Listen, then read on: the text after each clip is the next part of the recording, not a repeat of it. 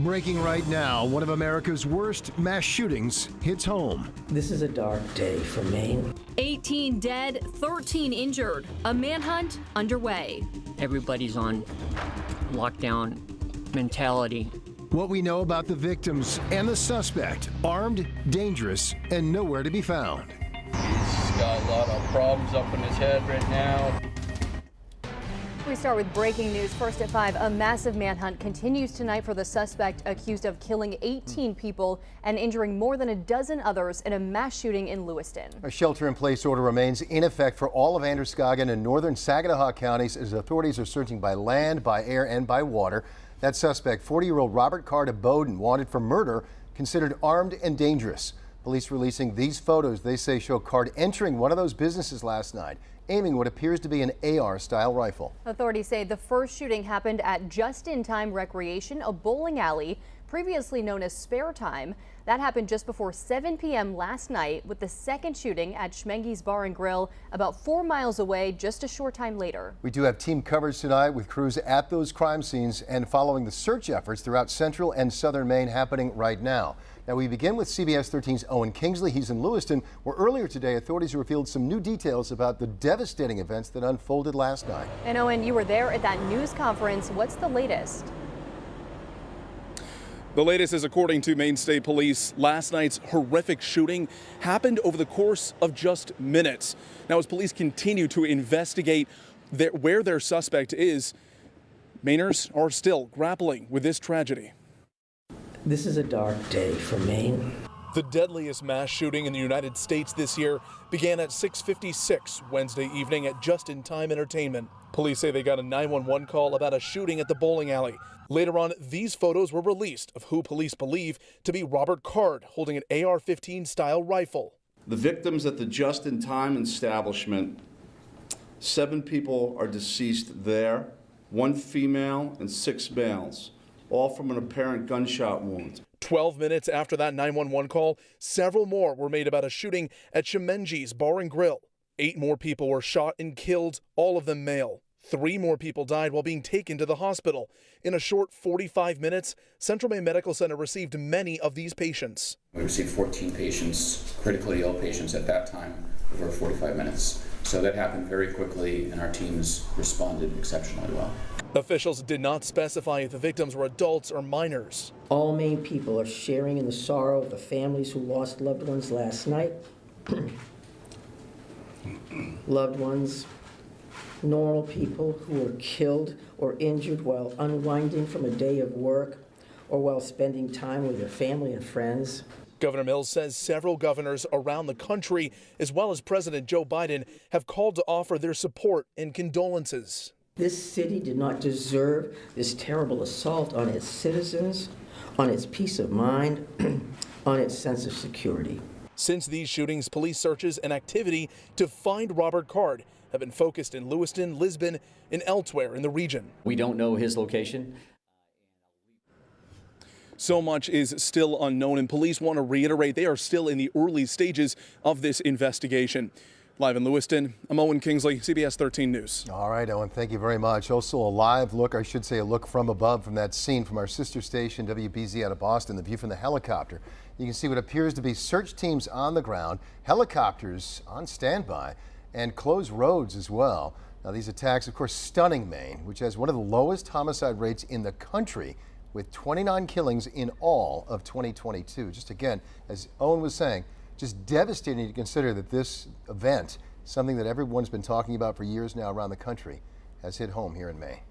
CBS 13's Dave Ead is in Lisbon tonight with the latest on the search for the suspect, Robert Card. And Dave, what exactly are you seeing there? What are you hearing? Guys, good evening. We are coming to you live right outside the Lisbon police station. Behind me is Route 196. The latest developments here, about an hour ago, this road was reopened. It had been closed for the entire day right near that boat launch where the victim's car was identified last night. But earlier today, this road was loaded with officials from all over Maine, Massachusetts, New Hampshire, as the manhunt was underway here in Androscoggin County. Everybody's on lockdown mentality, and they're trying to protect their own. I made a delivery at the wrong spot, but I knew it was the guy was going to be on alert, and he definitely was. He showed up with a gun. It's just hard to believe that, like you said, you see it everywhere else, but you never think it's going to hit home. It's scary, it's got everybody nervous. Earlier today, a public safety alert from the Maine public safety officials extending the shelter-in-place order for Androscoggin County and northern Saginaw County. Officials are asking people to stay in their homes and make sure their homes and their vehicles are secured. Now, earlier in the day, we had planes and helicopters combing through the woods here and along the Androscoggin, but the search packed up again about an hour ago and headed out, although officials still would like folks around this area to stay in their homes and make sure their doors are locked, make sure their cars are locked. And if you see anything suspicious, officials want you to call 911. Reporting live in Lisbon, I'm CBS 13's David. We'll send it back over to you. Yeah, all good and very important reminders tonight, Dave. Thank you. Central Maine Medical Center in Lewiston has been a scene of devastation, courage, and also hope. Trauma teams there started treating gunshot victims shortly after the mass shootings began, and they are still treating 8 victims right now. Yeah, we know 5 of those victims are in stable condition tonight. There are 3 people still critical. The hospital says they received 14 gunshot victims in just 45 minutes last night. Again, with 8 still there. We also know 1 was taken to nearby St. Mary's Hospital, another flown by Lifeline to Maine Medical Center in Portland. And tragically, 3 people died there at the hospital. Their names and ages still not released. A short time ago, hospital leaders spoke about how their medical staff, many of them from the Lewiston community, immediately responded to this crisis. They also said while they train for horrible events like this one, this is unprecedented. It's unprecedented insofar as the severity of the injuries and certainly the attack on the community. Our team is prepared to deal with mass casualty incidents as this one was. And, in terms of the volume of patients that we saw of a very short period of time, that certainly rises to a level that we don't often see. We may have seen something like this just a few times in other major incidents, but certainly last night was very difficult. And what made it more difficult was the fact that this is our community. A lot of our team members work and live in this community. They know people in this community. They had family members and loved ones and friends who may have been out in these establishments last night. Now, they also told us that all the gunshot victims there are identified, that family members have been able to begin visiting their loved ones, calling that part of the healing process. And when asked how staff are doing, he said it's really been a difficult 24 hours, that mental health services and counseling are available 24/7, but that the medical staff at CMMC and all across Maine remain committed to serving and healing their communities. At the same time, right now, people in Lewiston and beyond still trying to really grasp all of this. There is, of course, a lot of shock and a lot of heartbreak. Yeah, hard to get your head and mind and heart around this. CBS 13's Asia Breed joining us live outside of the Just-in-Time bowling alley. And Asia, you spoke with a family member of somebody who was inside that building at the time of the shooting. What are you learning there tonight? Greg and Marissa, I spoke with Brian Morin. He says that his aunt Debbie Morin works at the bowling alley, which is right around the corner here. He says he hasn't been able to get in touch with her, and he now fears the worst. My aunt Debbie works there, and she's been there almost 25 years working there. She was working at the bowling alley, handing out the shoes to the people that are bowling. Have you heard from her since? No, I have not. Brian says he and his mother have been calling his aunt's cell phone nonstop, hoping someone will pick up. So far, they haven't gotten any answers. Brian tells us he spent the night at this gazebo in Kennedy Park with about 30 other unhoused people, feeling scared and unprotected. A random shooter could come to where we are and start shooting at us. This park is just about 2 miles away from where the shootings happened. This afternoon, we caught up with Lewiston residents Marvel Ayat and Abdi, who are still taking it in. Crazy to think that a lot of people have family members that they lost last night. Ayat says it's terrifying knowing at least 18 people died here in their city. I'm glad that my people are safe. I was lucky enough to where I'm safe today and my family members are safe. Not everyone got that lucky last night. I hope he gets caught. And we're not going to forget this day. I'm not going to forget this day. The streets are still empty here in Lewiston, and Greg and Marissa, Mayor Shalene reminds folks that there still is a shelter in place here in Lewiston. Live in Lewiston, Asia Reed, CBS 13 News. Back to you guys. Asia, thanks so much for the update. And as she mentioned, there is still a shelter in place there, and we've heard that the streets are pretty quiet. So it does seem like people are heeding that warning. Heeding that. And it's important for two reasons. Obviously, keep you safe, stay off the streets, and let law enforcement do their job. They got a lot of work they're trying to do, trying to track down this guy tonight who's still on the loose, still considered to be armed and dangerous. CBS 13's Brad Rogers is live for us in Lewiston tonight, outside of the bar, which was the second mass shooting scene. Yeah, and Brad, police there have been there actually about 20 hours now straight. What's the latest from there? Yeah, they have. It's been a long day for the evidence gathering teams here. Even now, there are crime scene investigators inside Schmenge's bar behind me here, as well as the bowling alley across town, gathering evidence. You know, these two mass shootings were just 12 minutes apart, and ever since, there's been no sign of the suspect.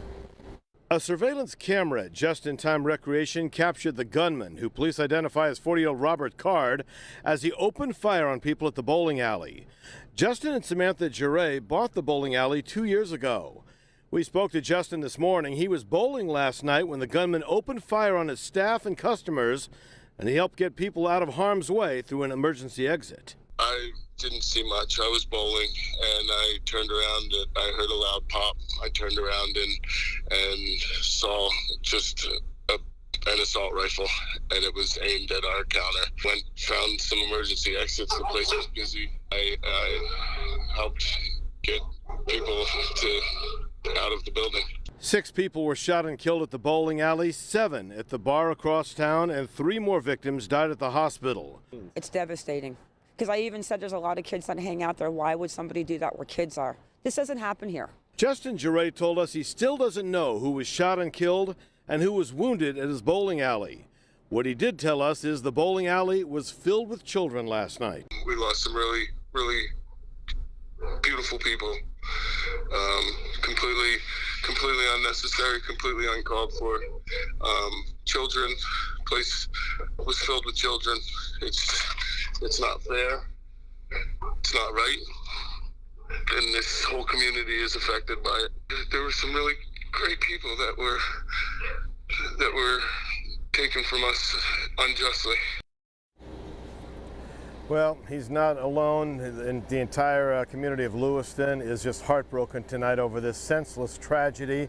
And what's making matters even worse is that the gunman is still on the loose, which is only adding to the anxiety here. We're live in Lewiston. Brad Rogers, CBS 13 News. Back to you. Certainly a lot of fear out there, Brad. Thank you so much. Meanwhile, a city councilor in Auburn is speaking out about his son who was shot and killed last night at Schmenge's bar. Yeah, we understand his son was actually the manager there. CBS 13's Anna Kuhn spoke with that counselor and father. And Anna, what is he sharing with you, and how is he doing tonight?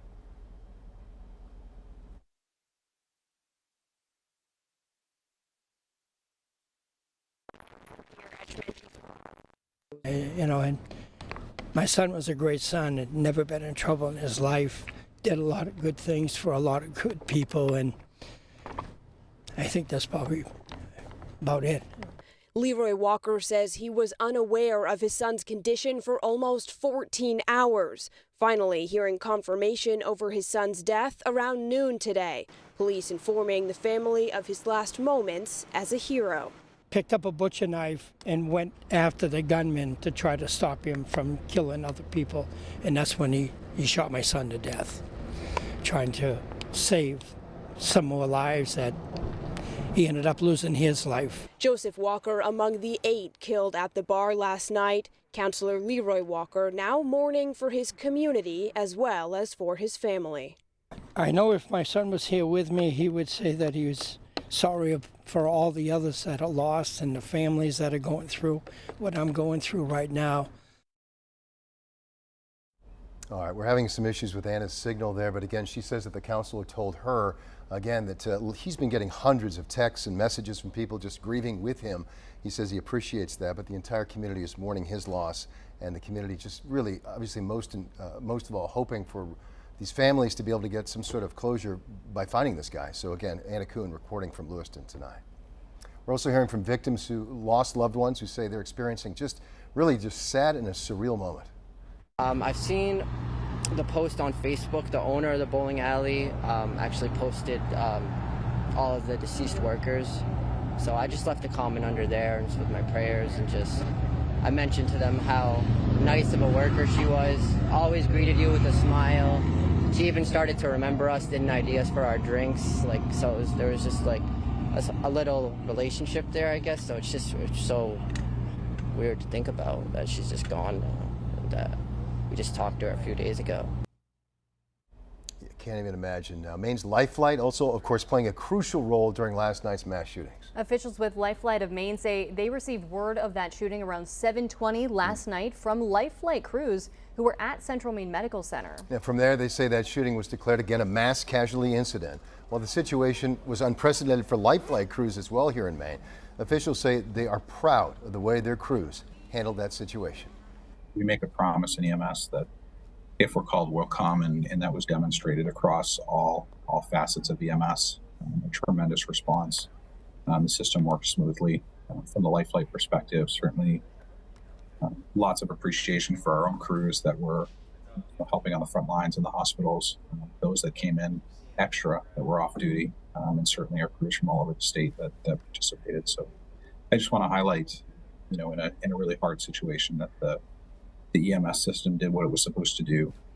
And officials would not comment on the number of patients transported to hospitals last night, but said Central Maine Medical Center, Maine Medical Center, and St. Mary's did all receive patients. The I-Team's Dan Lamparello has been working to learn more about the suspect in this case, Robert Card. Yeah, Dan is joining us live in Bowdoin right now, where Card was last known to live. Dan, you've been speaking with people who knew Robert Card. What do you learn? Yeah, Greg, Marissa, Robert Card had deep ties. His family has deep ties here in the Bowdoin community. As you said, he's been living here in this community, which is why law enforcement are focusing a lot of their search efforts here as well. You can see behind me, we're here on West Road, and this area is blocked off right now by police, not from Maine, but actually from Massachusetts. This cruiser here in front of us is actually from Melrose, Massachusetts, and we've seen officers with long guns walking up and down West Road here. Actually, CBS News has confirmed this evening that a home connected to Card, there was actually a note found there down this road. Unclear what that note said, how it's connected to this investigation, but that's what CBS News is reporting for us tonight. Now, again, those we've spoken to about Robert Card here in the community say he was quiet, but are still shocked of his alleged involvement in this tragedy. But what remains a question tonight is the main reason why, and if he was in the right mind. In the area around Meadow Road in Bowdoin is where neighbors say Robert Card and his family have deep ties, saying the suspected mass shooter, still on the run, once lived in this home. I personally have had tragedies. This one here is far beyond anything I could have imagined. Chris Crosman says Robert Card once helped him with a number of home projects a few years ago. He did a barn roof with me, and he worked on my daughter's house with me, studding up some walls. Seemed to me like a really good guy. I know he was bringing up a child of his own, so other than that, I can't tell you anything about him. I know a lot of his relatives, and they're all good people. I mean, I never would have suspected anything. But the I-Team has learned there may have been some warning signs, with a law enforcement bulletin revealing Card recently reported mental health struggles and was committed to a mental health facility over the summer for 2 weeks. State police wouldn't comment today on if they thought Card's mental state played a role in Wednesday night's tragedy. I think those are all valid questions, and certainly questions that we are looking into now. but not questions that we can answer today. We've also learned Card was a member of the Army Reserves in Saco. The Sergeant First Class enlisted in 2002 and had no combat deployments. Although the Associated Press reports on a recent training in New York, members of his regiment reported him acting erratically. One of those things, something snapped. I don't know what. Do you hope that he finds it in him to maybe turn himself in and end this? I would actually like to see him turn himself in, or if they can take him without killing him, that would be good. I'd like to know what really happened. And that remains the big question as Card remains at large and is still being considered armed and dangerous tonight. Again, a large police presence here in Bowdoin on West Road. The Maine State Police not confirming anything to us tonight, just saying that this presence is part of their ongoing investigation into the search for Robert Card. Now, coming up here in the next half hour, we'll have more reaction from those who live here in Bowdoin, know Robert Card and the family. We'll also have more on his criminal history. For now, we're live in Bowdoin. Dan Lamparello, CBS 13 News. Back to you. Dan, we'll see you again very soon.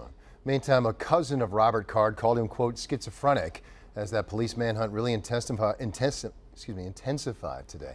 Card lives with his father at last check at a home in Bowdoin. Relatives told WBZ in Boston that Card does go by the name Robbie because his father Robert has the same name. Now, the Cards are said to be well known there, as Dan was pointing to, a well-known farming family in that Bowdoin area. The neighborhood close to where that vehicle was linked to Card was found abandoned after the shootings in nearby Lisbon. Now, Card's cousin, Michael Mercier, told WBZ TV that Card has, quote, a lot going on in his head. He's got a lot of problems up in his head right now. One of them's schizophrenic. Now, according to a spokesperson with the New York Army National Guard, Card was, quote, behaving erratically back on July 16th while training at the United States Military Academy at West Point. And out of concern for his safety, the unit requested that law enforcement be contacted. New York State Police responded and then transported Card to Keller Army Community Hospital at the U.S. Military Academy there for medical evaluation. The spokesperson telling CBS News today that police have not given any indication which direction Card may have gone, if they have any idea of that, or if they believe he's even still in Maine. Senator Susan Collins speaking today on these horrific events in Lewiston last night, saying everyone's hearts are very heavy today. This heinous attack, which has robbed the lives of at least 18 Mainers and injured so many more, is the worst mass shooting that we could ever imagine in our state. This is a dark day for our state. Senator Angus King spoke with us this afternoon about the shootings as well. He says that last night he was actually booking a flight to return to Maine when the president called him. Stepped out of a state dinner with the ambassador from Australia. What he said was, anything you need. Anything you need. I mean, it was vintage Joe Biden. You could hear the emotion in his voice. And then about an hour ago, I was upstairs with the governor, and we got a call from the Attorney General. And the federal government has sent up a lot of resources, both in terms of technical law enforcement help, but also grief counselors and people to work with our families here in Maine. This is a dark day for us. Now, as we've mentioned, there are shelters in place across Androscoggin County and northern Saginaw County, as well as closures all across the state. Gabrielle Caracciolo with our Sinclair sister station WJAR continues our coverage now with a look at what it's like in Lewiston amid this lockdown. Maine's second largest city is a ghost town today. Lewiston is under a shelter-in-place order as police continue to search for a person of interest in these shootings. Thousands of people in Lewiston and the surrounding area are waiting behind locked doors and on edge as the manhunt for 40-year-old Robert Card intensifies. On Lisbon Street downtown, businesses are closed. At times, their signs say they should be open. There's an uncertainty in the air with no telling when workers and shoppers will return to these streets. The scene reminiscent of the days following the Boston Marathon bombings. The manhunt for that suspect prompted similar lockdowns. Nearby, Bates College, a private liberal arts school, is eerily empty for a Thursday in October. Outside of campus security, there's not a soul in sight. Classes here and at schools throughout the area are canceled as everyone anxiously waits inside for the lockdown to be lifted. In Lewiston, I'm Gabrielle Caracciolo. We are already getting alerts of some more closures for Friday, tomorrow. Lewiston Public Schools saying they will be closed tomorrow as they do remain in a shelter-in-place situation. City of Auburn across the river there says school canceled there as well. We'll continue to update you on these closures, delays, and cancellations. Again, this is a resource we usually use during snowstorms. We're using it for this mass shooting event. This is kind of surreal again, but you can get all this information you need updated as we get information at WGME.com.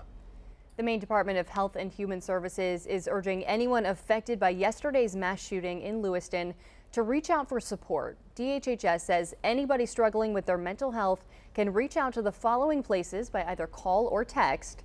988 is the Suicide and Behavioral Crisis Hotline. That is answered 24/7 by trained crisis specialists. Teen and young adults can contact the National Alliance on Mental Illness teen text line at 207-515-8398.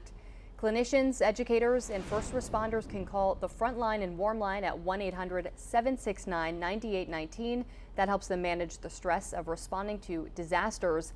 If you're unsure who to contact, you can always call 211 for general information about how to access certain mental health services.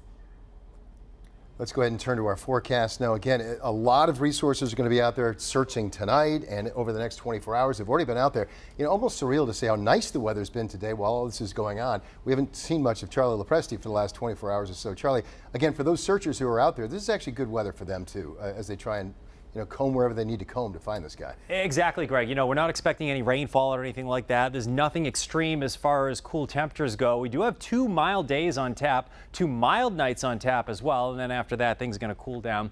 I think you'll notice a big change as far as the temperatures go starting on Sunday. So tomorrow looks warm. Projected highs tomorrow should be in the low to mid 70s once again. Most areas will nudge the low 70s. We'll enjoy a lot of sunshine tomorrow. And more of the same should be expected on Saturday. Saturday's our last day with temperatures in the 70s, and then after that we'll probably have to wait until springtime to get temperatures that warm once again. There are some showers to our west. Notice some of that wet weather making its way into northern parts of New York. A lot of what you're seeing right here is going to scoot right up and over us into northern parts of Maine. So I do not think we're going to see any widespread rainfall overnight tonight. There is a little area of low pressure, or high pressure I should say, that's situated to our south. We've been talking about it all week. You get that return flow around high pressure, winds shift over to the west southwest, and that brings in the warmer temperatures. That's why it has been so warm. That's why it's going to continue to be so warm over the next 2 days. But there is a boundary line. That is a cold front right there that swings through Saturday afternoon. And it moves through with very little fanfare. It's a very moisture-starved front, but it is the boundary between the warm and the cool, and you will notice a huge difference between late Saturday and when you wake up Sunday morning. Sunday begins the cool down, and we have 2 systems we're watching after that that will bring some precipitation, the first of which will arrive late Sunday and extend into Monday. Tomorrow morning, it's warm. Temperatures will be in the 50s early in the day. You can wear shorts during the afternoon. Temps will be in the low 70s. It's a partly to mostly sunny sky. Notice our best chance for a shower will be into far western areas, the western Mound region, northern parts of Maine, and kind of the more of the same should be expected on Saturday as well. Check this out. Temperatures are going to surge back into the mid 70s. Normal high is in the mid 50s, so it is going to be a very warm day, certainly by October standards. You can make out this front, though. There is the slight chance for a passing shower, and I think we'll probably have our warmest temperatures just as this front moves through on Saturday.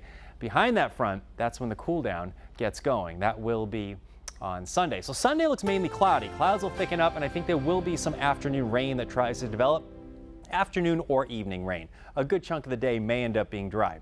Monday, however, looks wet. And we're going to go from highs in the mid 70s to highs in the mid to upper 40s. Halloween looks okay. Just incorporate the sweatshirt or the jacket. Temps will be falling through the 30s, probably during the prime trick-or-treat hours.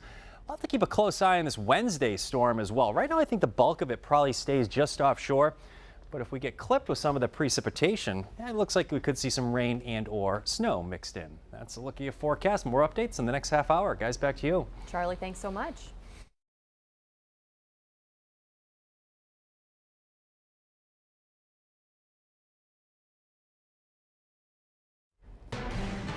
We continue to follow breaking news here at 5:30. A massive manhunt continuing tonight for the suspect accused of killing 18 people and injuring more than a dozen others in that mass shooting in Lewiston. Again, I want to emphasize that shelter-in-place order, it's still in effect all of Androscoggin County, parts of northern Saginaw County as well. Authorities have been searching by land, by air, by water. That suspect, Robert Card, wanted for murder now, 8 counts of murder. That'll go up as they identify more of the victims. He's considered armed and dangerous still tonight.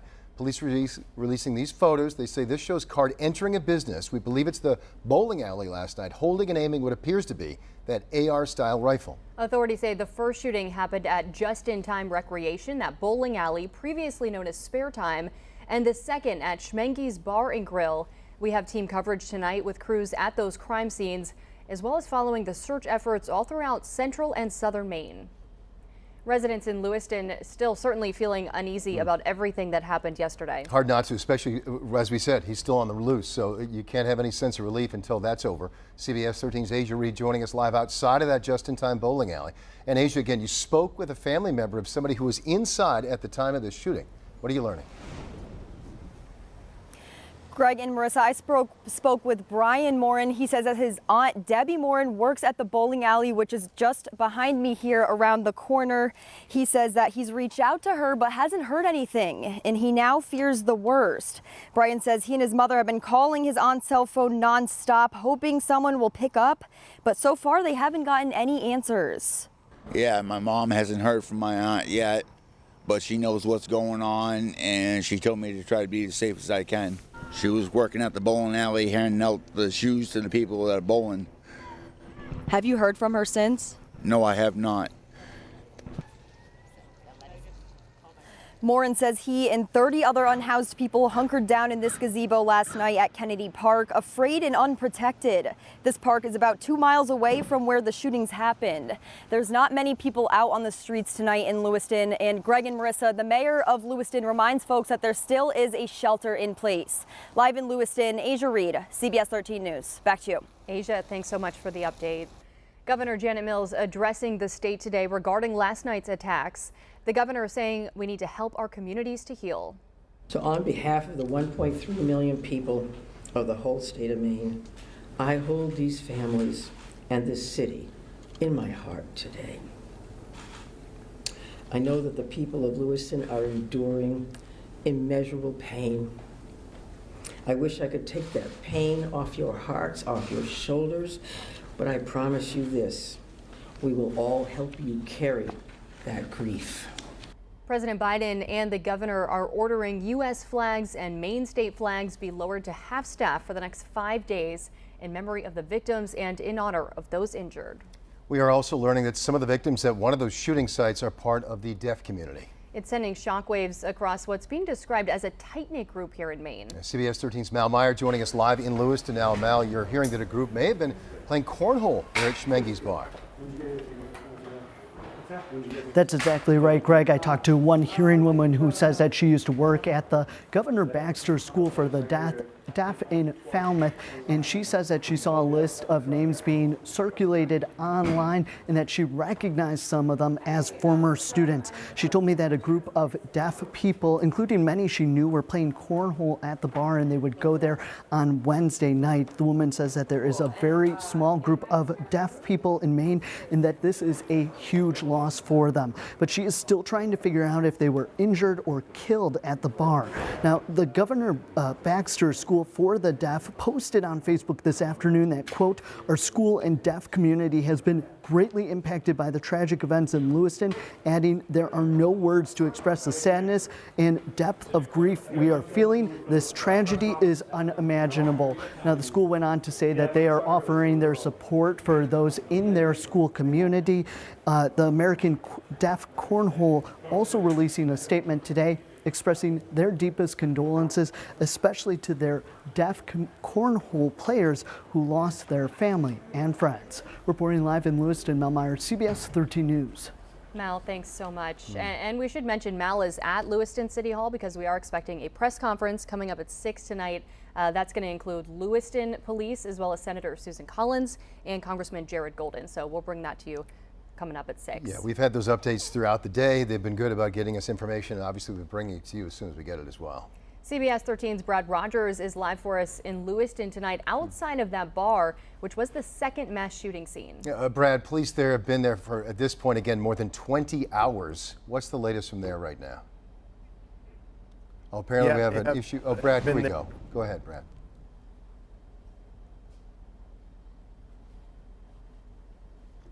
All right, apologies, folks. Obviously, we're having some issues. Brad, if you can still hear me, we can't hear you. So we'll come back to you, I think, in a moment when we are able to sort out. Oh, now we've got you. I think it may be a signal issue. Folks at home, I think I'm having a little wire problem. All right, go ahead. Can you hear me okay now? We can hear you now. We can hear you. Yeah. Well, okay. All right. One of the crime scene investigators told me just a couple of hours ago that they still have a lot of evidence to gather at these two crime scenes, and this is going to be just another long night for investigators here.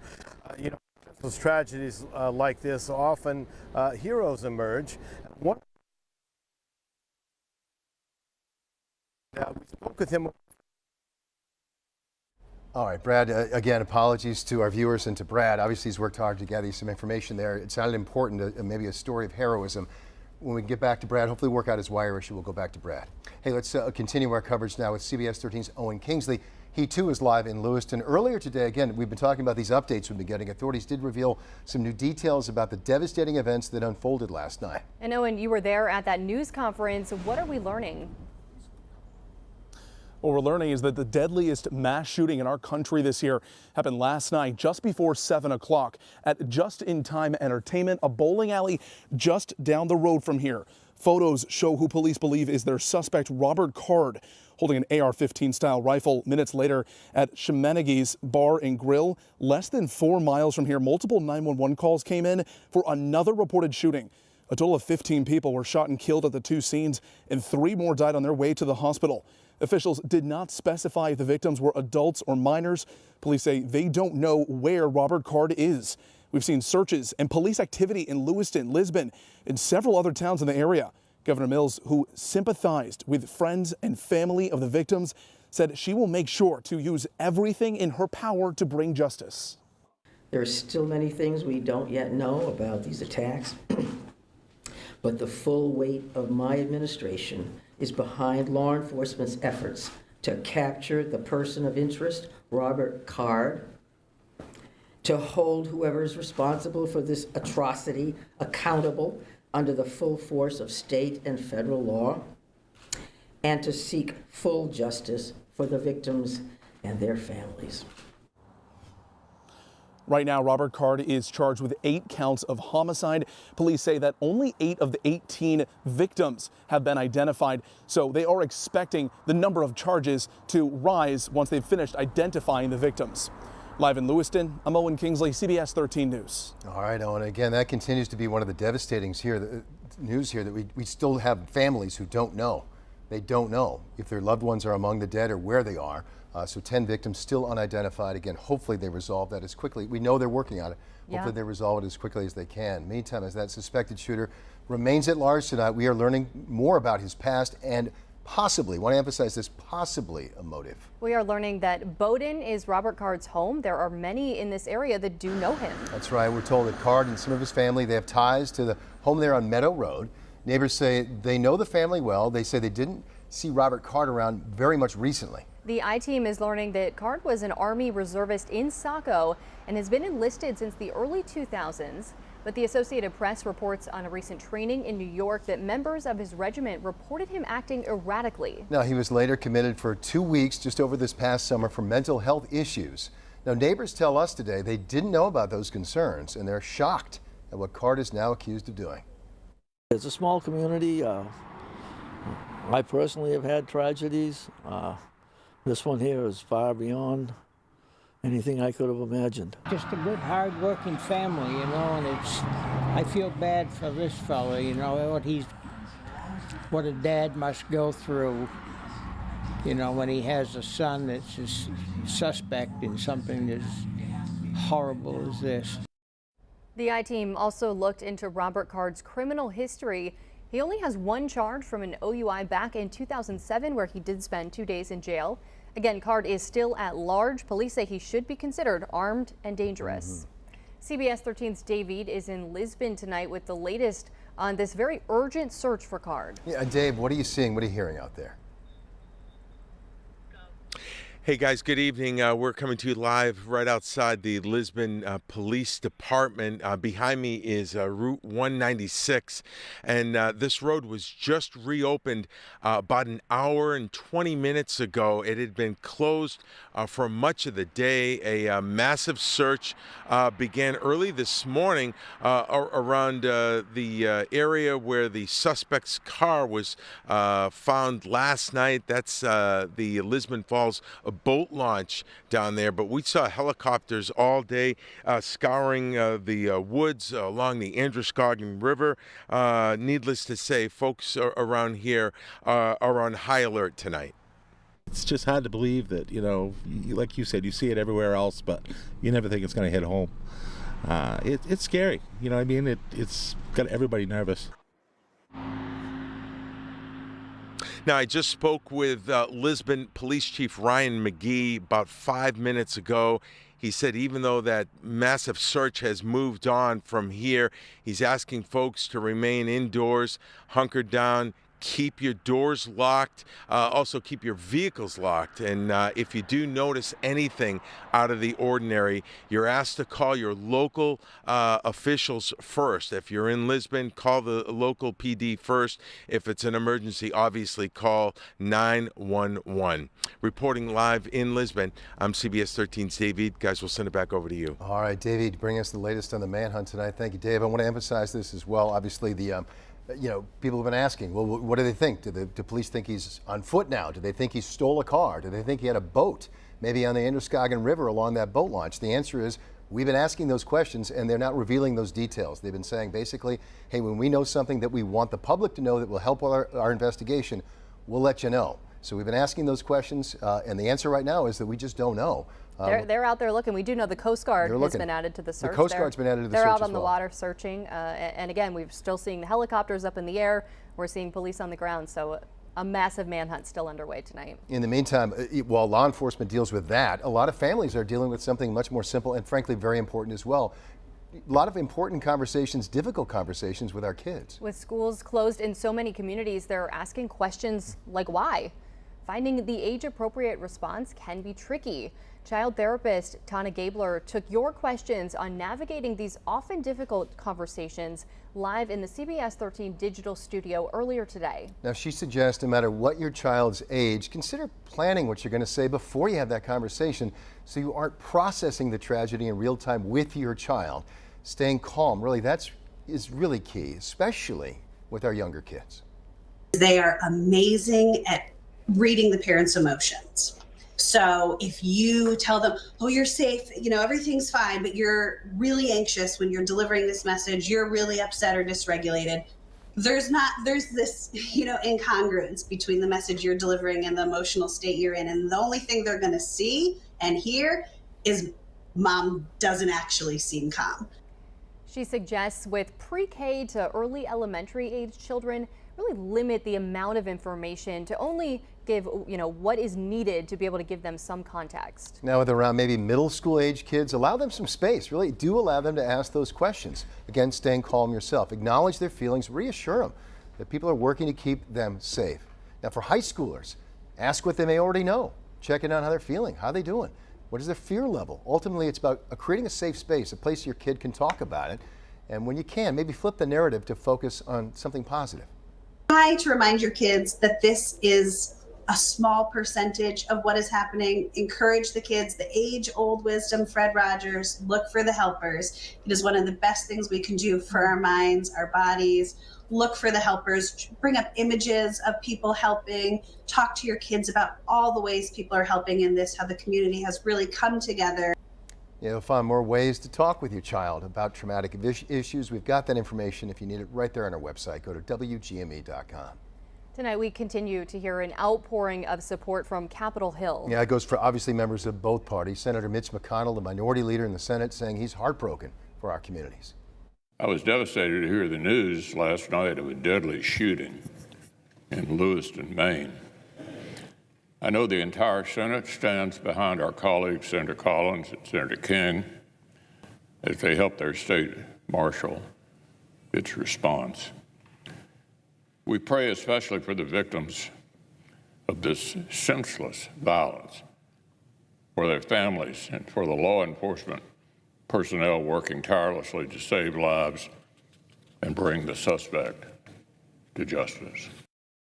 Majority Leader Chuck Schumer with a similar message from the Senate floor today as well. Meantime, Governor Mills addressing the state today, saying her administration will not rest.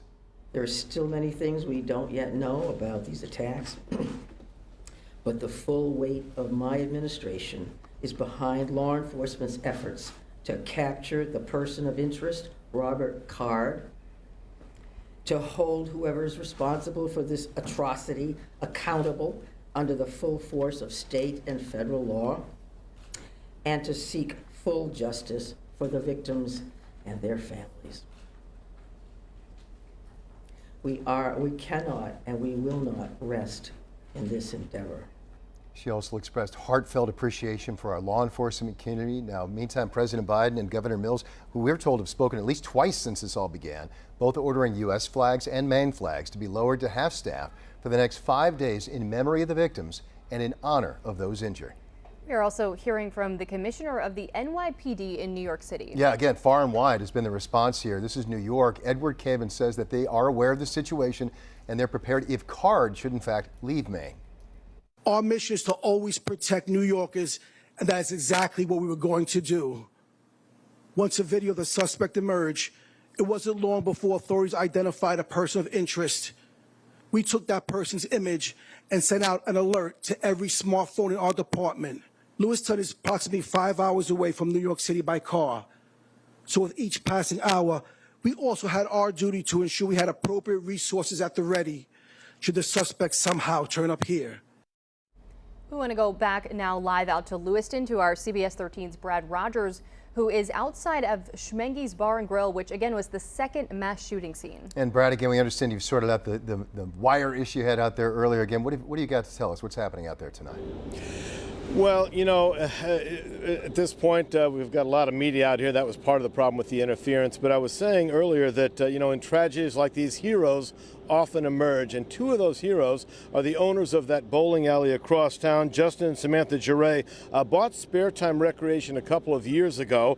And I spoke to Justin this morning. He and his wife were actually at the bowling alley last night. And when the gunman opened fire on their customers and staff, he's the one who gathered several of those bowlers and got them out to safety through an emergency exit. Even so, though, he and his wife are distraught over the ones who didn't make it. We lost some really, really beautiful people. Completely unnecessary, completely uncalled for. Children, place was filled with children. It's not fair. It's not right. And this whole community is affected by it. There were some really great people that were taken from us unjustly. A lot of people in Lewiston distraught over all of this, and I tell you, there's also a lot of anxiety in Lewiston with the shelter-in-place order still in place and the gunman still on the loose. Back to you guys. Brad, thanks so much for the update. White House Press Secretary Karine Jean-Pierre speaking today on this tragedy in Lewiston. Actually, she spoke at a briefing earlier today, about the tragedy that happened last night. That's correct. Jean-Pierre says in light of another mass shooting here in America, now is the time, they say, to take action on gun violence. It's the time. Now is the time to find common ground. Let's work together to ban assault weapons and high-capacity magazines. Let's work together to enact universal background checks, require safe storage of guns, and keep guns out of the hands of criminals and dangerous individuals who have no business being armed with a weapon of war. The pain is personal for one city leader in the Twin Cities. He is mourning for his community, but also the loss of his son. Unimaginable. Auburn City Councilor Leroy Walker says that he didn't know his son's condition for 14 straight hours, desperately trying to get a hold of him. Then today, he got the news that he was in fact dreading. CBS 13's Anna Kuhn spoke with that counselor. Again, what is he sharing with you tonight, Anna? How's he doing? Greg, Counselor Leroy Walker told me that he was officially notified about his son's death around noon today. That's when he discovered that he died here at Schmenge's Bar. Leroy's son Joseph was the manager at Schmenge's Bar and was shot and killed inside the establishment. After they first heard about the shooting, Leroy Walker says his family spent about 14 hours without knowing the status of Joseph. His father says he still hasn't been able to see Joseph's body. His body was taken straight from the bar to the medical examiner's office in Augusta. But that counselor says the one thing that gives him hope about his son's death is that the police told him that in his last moments, his son was a hero as he held a butcher's knife and tried to take down the shooter inside that bar to save the lives of others. So something to remember his son by, who he said was not a surprise that he acted heroically. Now that counselor and his family have to grieve and move on from their son's death as the entire Auburn-Lewiston community is grieving alongside them. Live in Lewiston, Anna Kuhn, CBS 13 News. And just heartbreaking to hear that, Anna. Yeah, Thank absolutely. you. We're also learning tonight, at Red Cross Blood Center in Auburn. They're actually currently on lockdown, and they gave us a statement tonight. In that statement, the American Red Cross of Northern New England says it is due to the incident in Lewiston.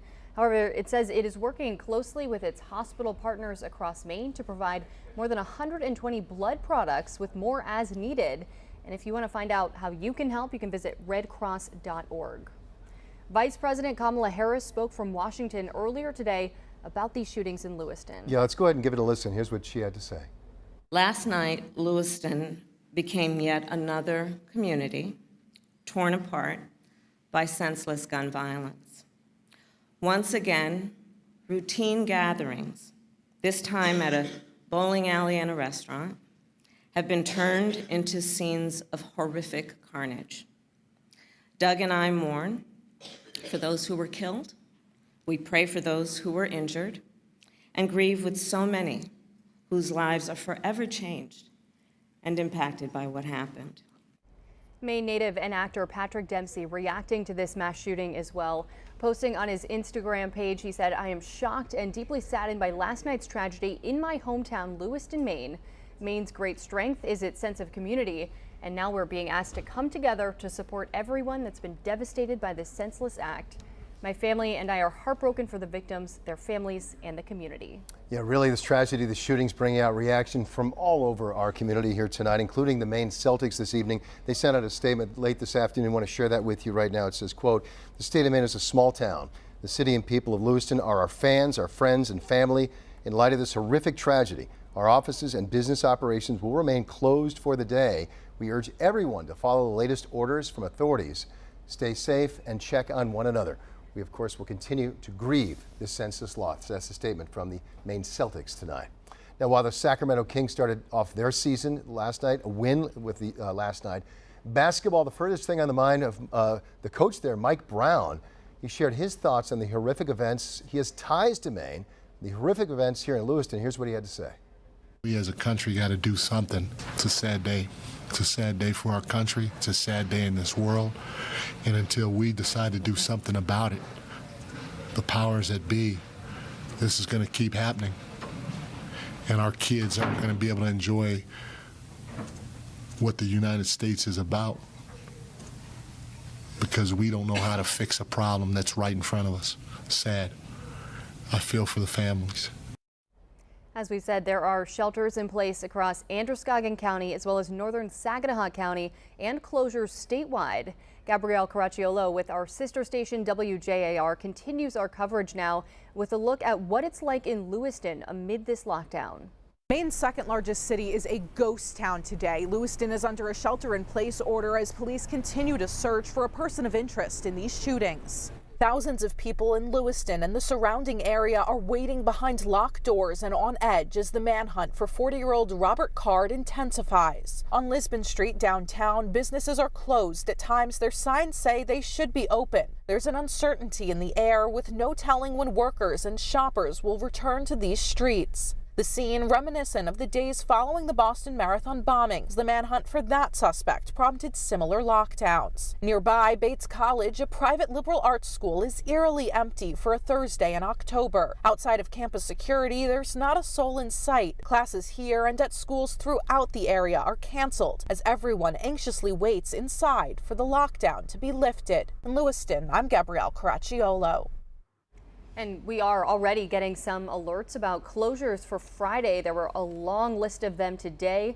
Lewiston Public Schools saying they will be closed tomorrow as well as they remain in a shelter-in-place situation. City of Auburn, same thing. They say schools canceled there as well for our Friday. We'll update you on these closures and information as we get them, all loaded right there onto our website at WGMA.com. The Maine Department of Health and Human Services is urging anyone affected by yesterday's mass shooting in Lewiston to reach out for support. DHHS says anyone struggling with their mental health can reach out to the following places by either call or text. 988, of course, is the Suicide and Behavioral Crisis Hotline. It's answered 24/7 by trained crisis specialists. Teens and young adults can contact the National Alliance on Mental Illness Teen Text Line. That's 207-515-8398. Clinicians, educators, and first responders can call the Frontline and Warm Line at 1-800-769-9819, which helps them manage the stress of responding to these types of disasters. And if you're not sure who to contact, you can call 211 for general information, including how to access certain mental health services. All of these resources provide free, confidential support. Well, one thing helping people's mental state today, certainly our forecast. We've been, frankly, I almost want to say the word enjoying, just a wonderful stretch of weather. Hard to enjoy it under the circumstances. But again, Charlie, as we look at the forecast here, take a break from the news. Beautiful out there. We're in a lovely stretch of weather here for October. We are, Greg. There was actually a little touch of humidity. You might have felt that today with those dew points hanging out in the 50s. We were actually right around 60 degrees for a dew point. Air temperatures today did make it to around 70 for most areas. We're down to 63 right now. It's a live look at our Portland sky cam. Of course, the sun is already set. Going forward here, we have 2 more very warm days by October standards. Low 70s tomorrow, mid 70s on Saturday. And then it's back to reality. Look for October and early November weather to make an appearance as soon as Sunday. Monday, Tuesday, I think we're struggling to get out of the 40s. That's at the coastline, inland areas. You're probably a little bit cooler in that window right there. And we'll have to keep an eye on 2 storms. One will be Sunday late and more so Monday. Second one, that one has some question marks on it. That will be Wednesday of next week. Will it stay in the ocean? Are we going to get some rain and snow? That is a possibility as well. It is November after all, and just in case you're wondering, Portland does average about 2.5 inches of snow during the month of November, so it does happen. Notice some showers out there, and those showers are primarily confined to northern parts of New York. You're seeing that action mostly north of the Adirondacks at this point. That will continue its trek off to the east. So northern New Hampshire, northern parts of Maine, those areas may get clipped with a few showers. But outside of that, we're not going to see any wet weather tonight. So the weather pattern stays very quiet over the next 2 days. We still have a west to southwesterly wind pumping in the warm temperatures. And eventually that front you see right there, that's going to swing through with very little fanfare on Saturday. It's a very moisture-starved front. So what do I mean by that? Well, I think we have a very low chance for showers Saturday. But it's this system tracking along the front that will probably bring with it our first round of wet weather. And the time frame for that is probably during the afternoon or evening on Sunday and extending into Monday. So that's 8 p.m. on Sunday. We're seeing some of that rainfall trying to work into our region. The mountains will probably get a little bit of snow associated with this, maybe a coating to 2 inches for even some of the valleys. We'll keep an eye on that. In northern parts of Maine, we'll get that as well. The second, and probably the one to watch even greater, will be this storm system that arrives on Wednesday. Now, the big question in my mind is this storm in the place we have it right here, or is it maybe another 50 miles off to the west? That's 50 miles off to the west. It's probably a snow and rain situation for all of southern and central Maine. Right now, I think we're probably going to get clipped with the potential for a little bit of rain at the coastline, and then it's probably just going to be mainly cloudy inland. But if that shifts track, we could be talking about some accumulating snow for parts of the area, especially inland mountains. So that bears watching. In the near term, though, we do have the mild temps in the forecast. Temps are in the 50s to start the day tomorrow. Afternoon temperatures, they'll be back in the 70s. Look for a partly to mostly sunny sky. Details in the forecast, lows, low 50s tonight. Tonight's a mild night. You can leave the windows open. Why not, right? Look for low 70s to make an appearance tomorrow. Mid-70s Saturday. After that, we'll have to wait until spring to see values like that again. Clouds increase on Sunday with some late-day rain developing. I think we'll see some rain on Monday. Tuesday, there's your Halloween forecast. Upper 40s for highs. And we'll eventually dip below freezing even at the coastline. We'll have to keep an eye on that storm on Wednesday. Marissa and Greg, back to you guys. All right, Charlie, thanks. Breaking right now, one of America's worst mass shootings hits home. This is a dark day for Maine. 18 dead, 13 injured. A manhunt underway. Everybody's on lockdown mentality. What we know about the victims and the suspect, armed, dangerous, and nowhere to be found. He's got a lot of problems up in his head right now. We begin with breaking news. A massive manhunt continues tonight for the suspect accused of killing 18 people and injuring more than a dozen others in that mass shooting in Lewiston. Still no sign of him. A shelter-in-place order. It stays in effect right now. All of Androscoggin, northern Saginaw County as well, as authorities are searching by land, by air, by water. The suspect, 40-year-old Robert Card of Bowdoin, now charged with murder, is considered armed and dangerous still tonight. Police releasing these photos actually relatively early in these events last night. They say it shows Card entering one of those businesses last night, aiming what appears to be an AR-style rifle. Authorities say the first shooting happened at Just in Time Recreation, a bowling alley, previously known as Spare Time, that happened just before 7 p.m. last night, with the second shooting at Schmenge's Bar and Grill about 4 miles away just a short time later. We do have team coverage tonight with crews at those crime scenes and also following those search efforts, the manhunts throughout central and southern Maine as well. We begin tonight with CBS 13's Owen Kingsley. He's in Lewiston, where earlier today authorities were revealing a little more about the devastating events that unfolded last night. Owen, you were there at that news conference. What can you tell us?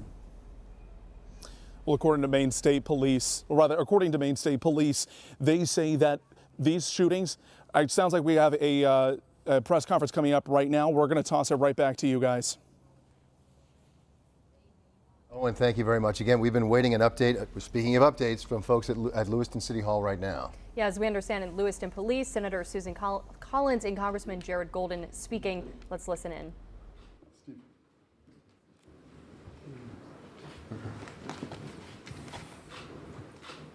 Andrew. Okay. Good evening. I'm Carl Schlien, Mayor of Lewiston. In the wake of the tragic and horrifying incident that occurred in Lewiston, our hearts are heavy with grief, and we extend our deepest sympathies to the victims and their families. This is a time for action, solidarity, and support. Please take note, the shelter-in-place order issued by the Lewiston Police Department remains in effect. Please stay at home and be safe. The City of Lewiston is grateful for the support and outpouring from state authorities, the community, and of course, our elected officials. Speaking tonight will be U.S. Senator Susan Collins, U.S. Representative Jared Golden, and Steve Littleson, President and CEO of Central Maine Medical Center. And now Senator Collins. Thank you, Mayor. Today is a dark day for the state of Maine.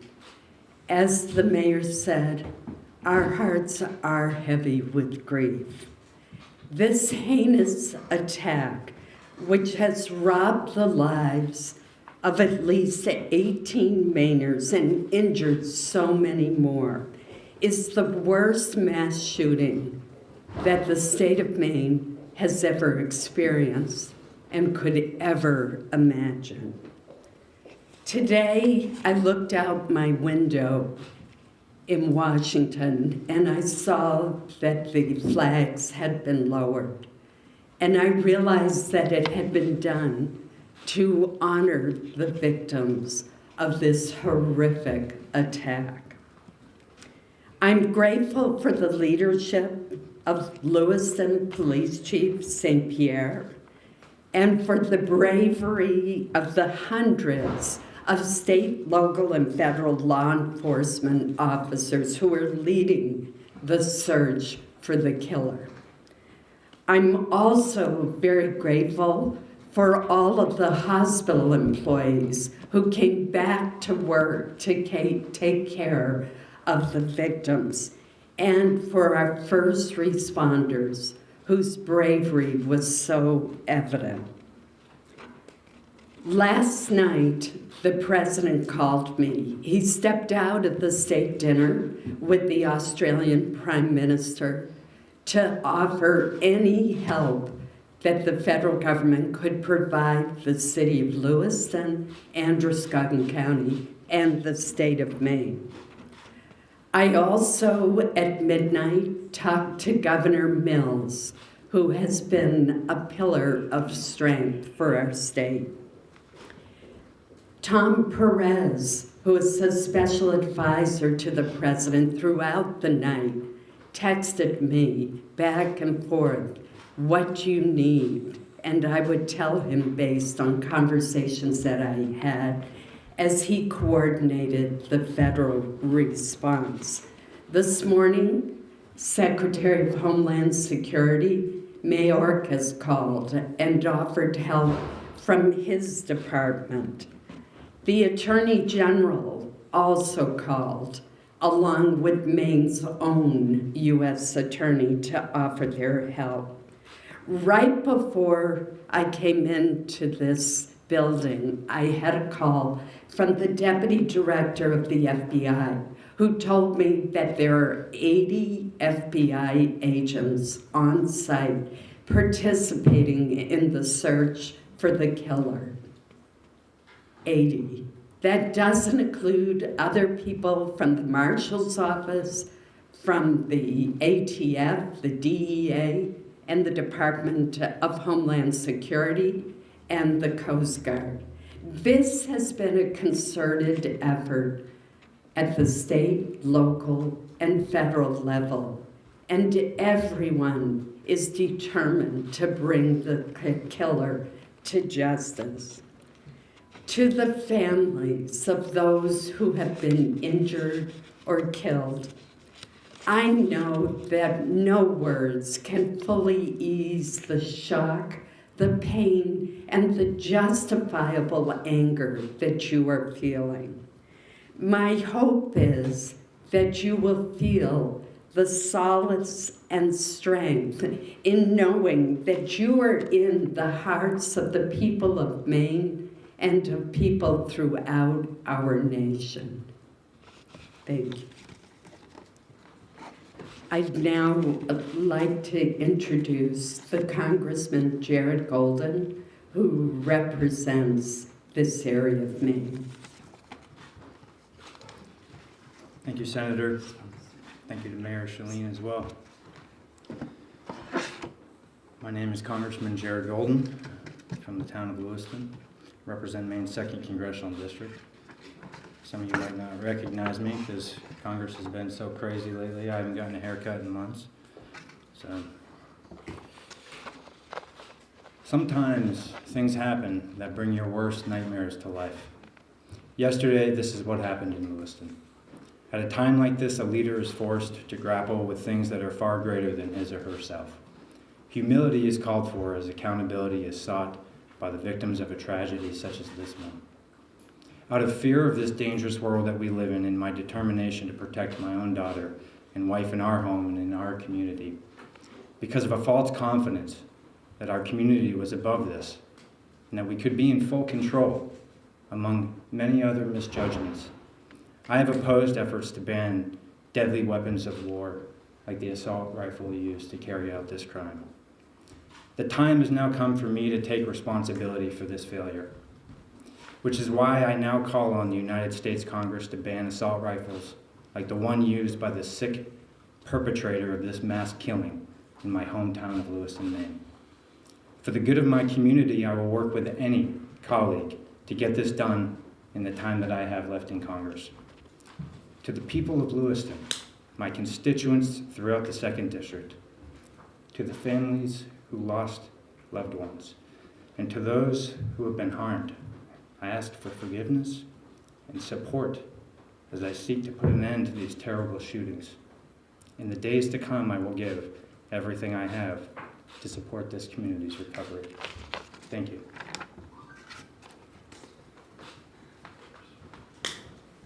And now I would like to introduce Steve Littleson, President and CEO of Central Maine Medical Center.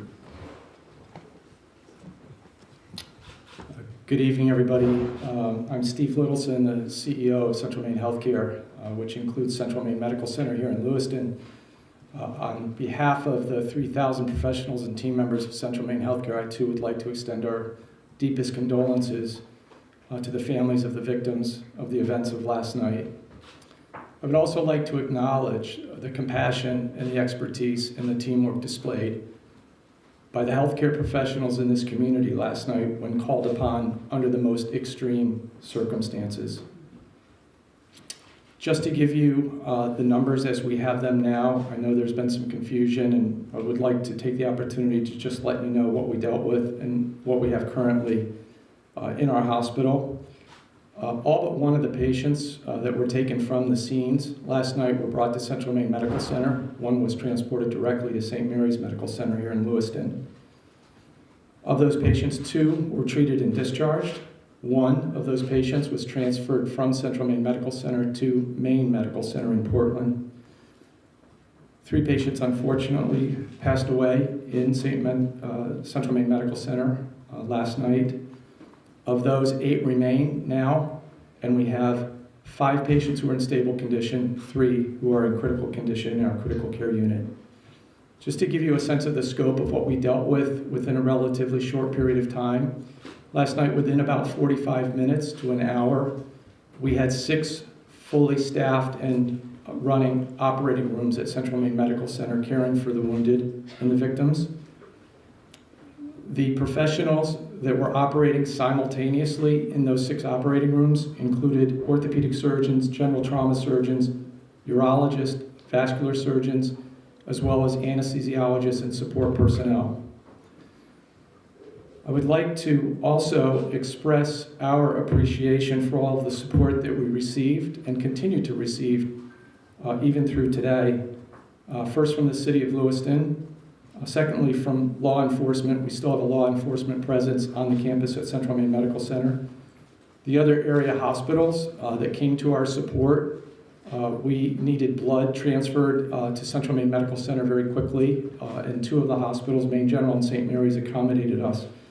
Maine Med in Portland stood by and was ready to accept patients, and as you know, they did accept one of the patients that we transferred to them. And also the various community partners that came to aid and support us last night, including emergency response personnel, personnel from Life Flight of Maine, and others. As one of the counselors said to me before we walked in tonight, you know, often people underestimate our capabilities here to care for people locally. I think last night we proved that by working together we can do just that under the most trying circumstances. Thank you. We'll take a few questions.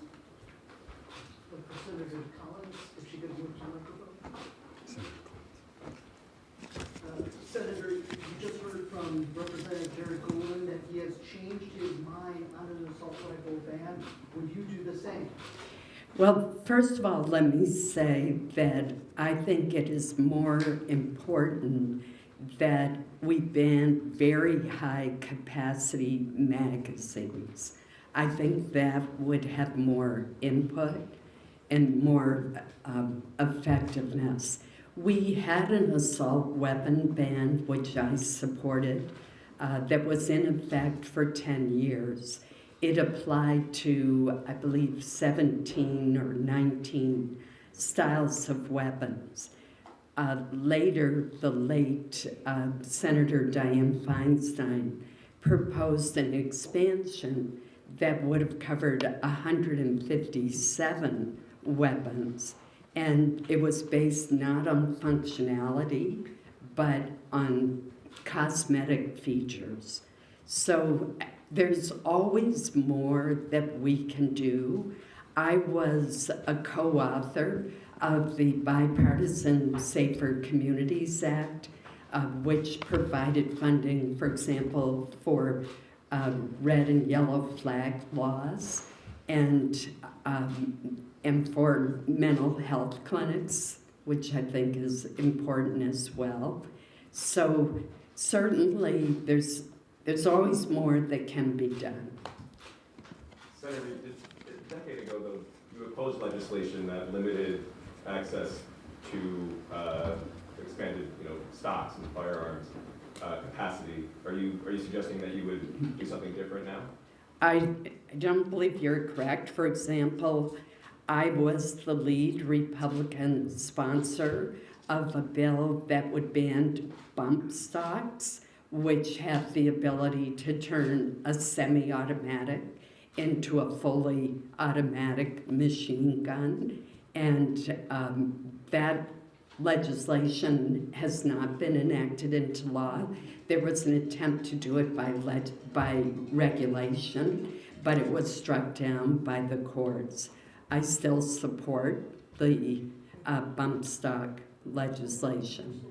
The other thing that I think we can look at is, and I advocated, was to increase the age at which you could purchase a high-capacity rifle from 18 to 21, the way it is for a handgun.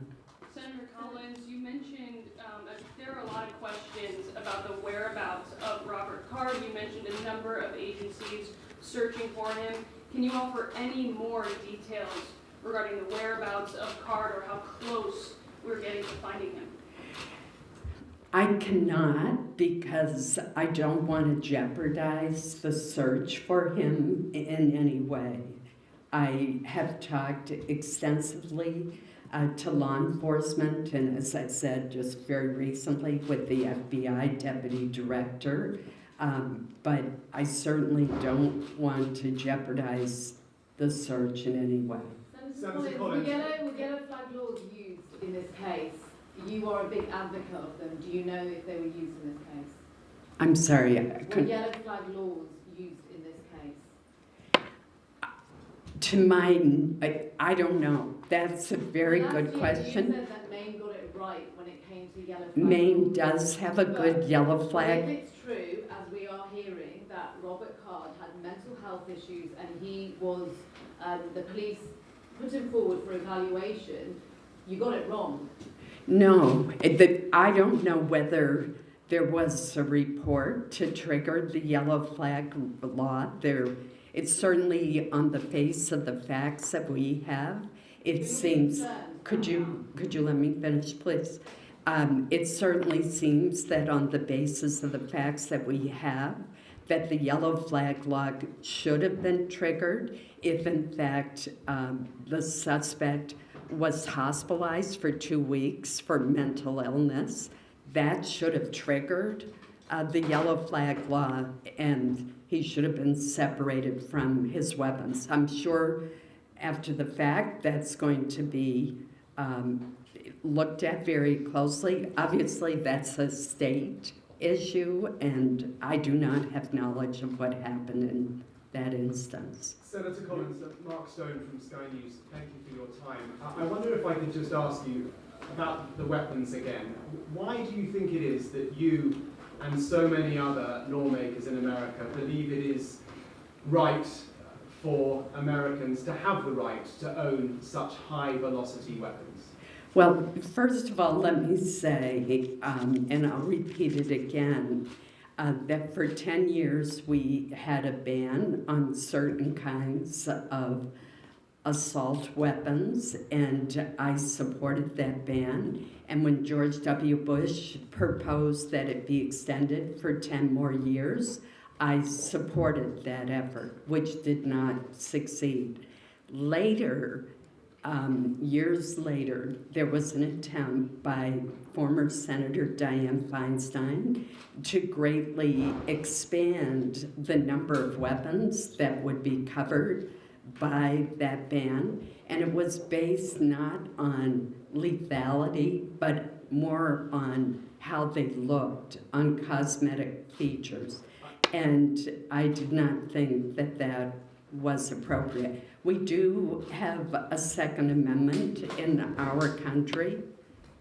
And that gives people the right to own a weapon that powerful, you think? And Maine, I would point out, has one of the highest rates of gun ownership in the country and has a long heritage of responsible gun ownership.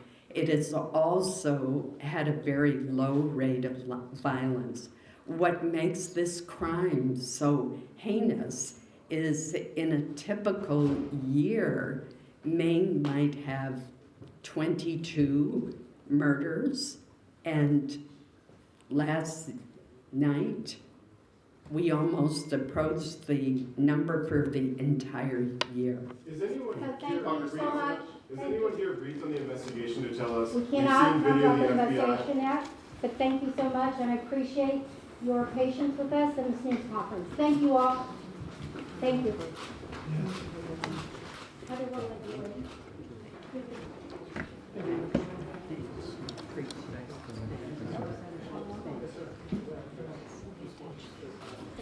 All right, we've been listening live to a news conference from Lewiston tonight. Again, we're not really getting much of an update from this news conference at all on the search.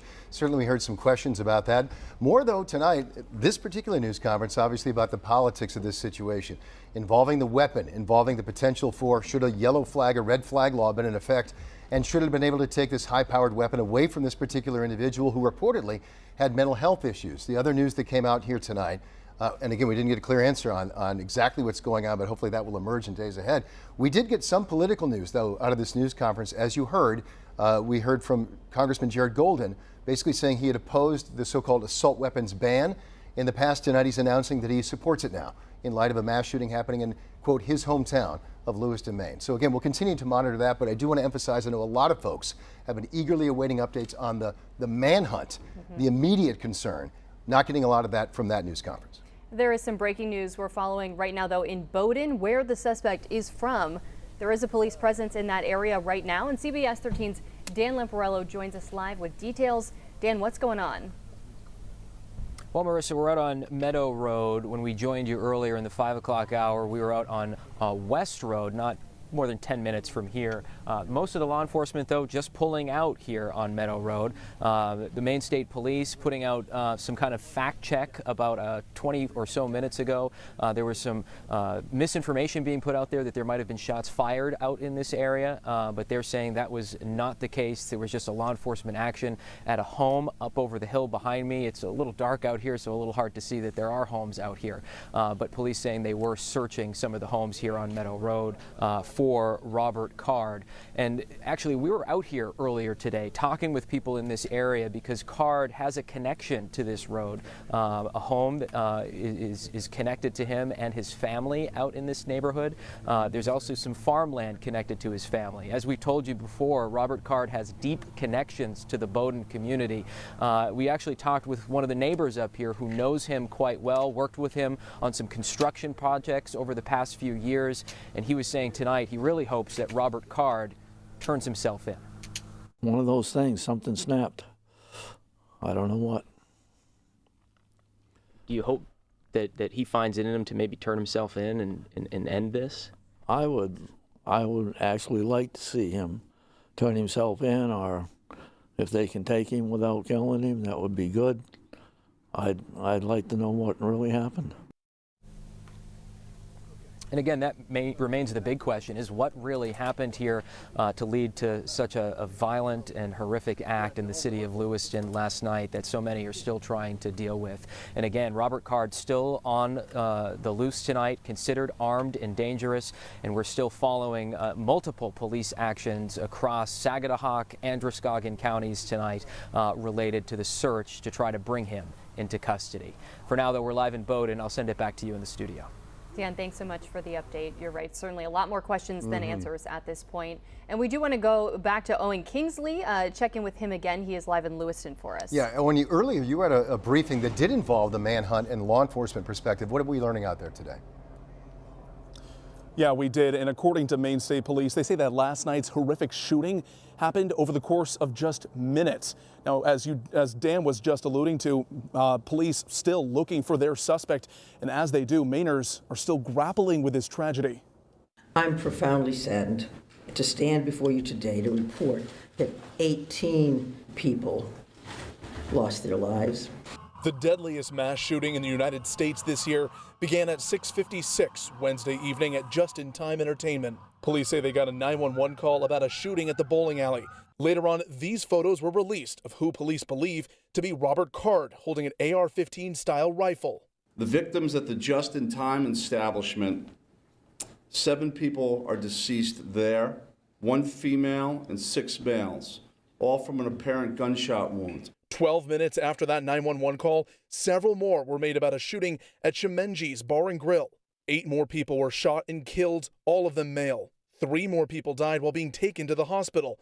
In a short 45 minutes, Central Maine Medical Center received many of these patients. We received 14 patients, critically ill patients at that time, over 45 minutes. So that happened very quickly, and our teams responded exceptionally well.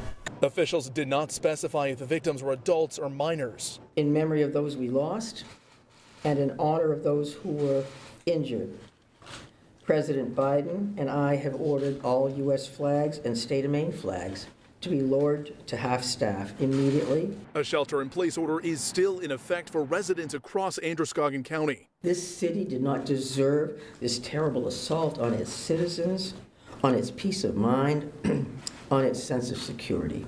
Since these shootings, police searches and activity to find Robert Card have been focused in Lewiston, Lisbon, and elsewhere in the region. We don't know his location. There is still so much that we don't know, and police are reminding the public to stay patient. They are still in the early stages of this investigation. Live in Lewiston, I'm Owen Kingsley, CBS 13 News. Owen, thank you.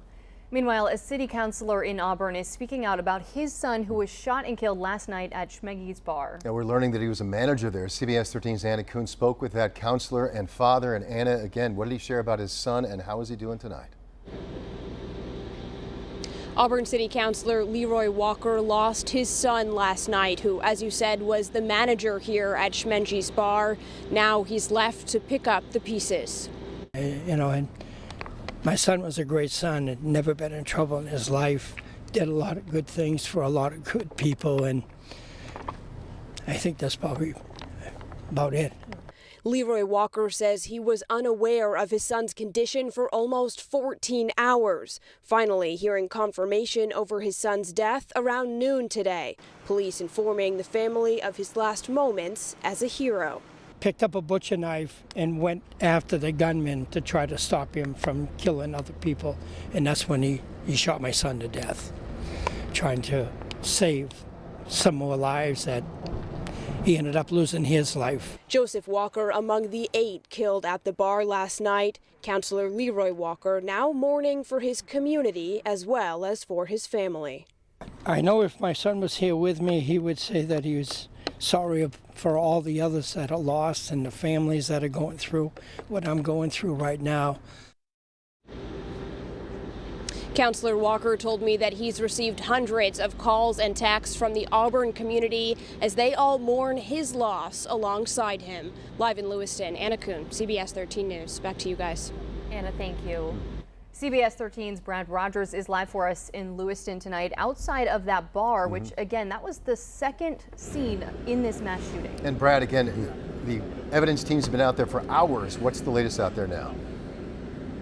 Yeah, well, you know what, there's 2 things going on, really. You've got the manhunt occupying a great deal of law enforcement officers and the crime scene investigators here who are gathering evidence if and when they catch this suspect here and bring him to justice. Now, as I was saying earlier that, Mr. Walker's son is not the only hero here. Another hero also emerged last night, and that is the owner of the bowling alley who helped people escape when the shooting started. A surveillance camera at Just-in-Time Recreation captured the gunman, who police identify as 40-year-old Robert Card, as he opened fire on people at the bowling alley. Justin and Samantha Giray bought the bowling alley 2 years ago. We spoke to Justin this morning. He was bowling last night when the gunman opened fire on his staff and customers, and he helped get people out of harm's way through an emergency exit. I didn't see much. I was bowling, and I turned around. I heard a loud pop. I turned around and saw just an assault rifle, and it was aimed at our counter. Found some emergency exits. The place was busy. I helped get people out of the building. 6 people were shot and killed at the bowling alley, 7 at the bar across town, and 3 more victims died at the hospital. It's devastating. Because I even said there's a lot of kids that hang out there. Why would somebody do that where kids are? This doesn't happen here. Justin Giray told us he still doesn't know who was shot and killed and who was wounded at his bowling alley.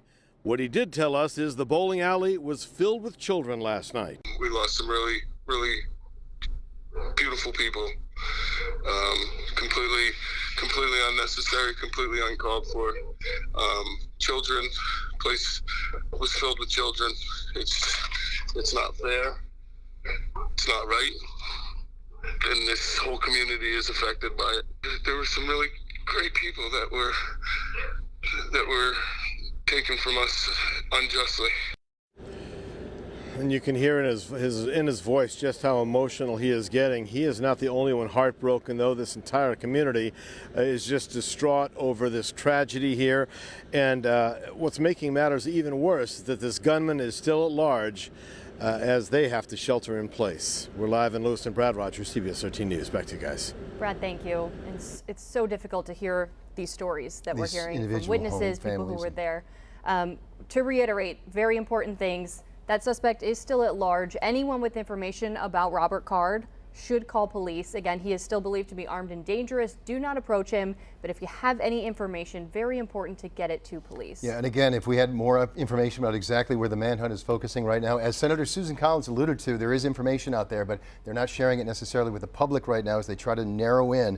And I'd like to remind everybody, at this time last night, there were families in Lewiston getting ready to head out to the bar there or head out to the bowling alley to enjoy an evening, and in less than half an hour from right now, 24 hours ago, the gunfire erupted, and now at this point, 18 people here in Maine are dead. There'll be much more coverage coming up on the CBS Evening News, including coverage from right here in Maine.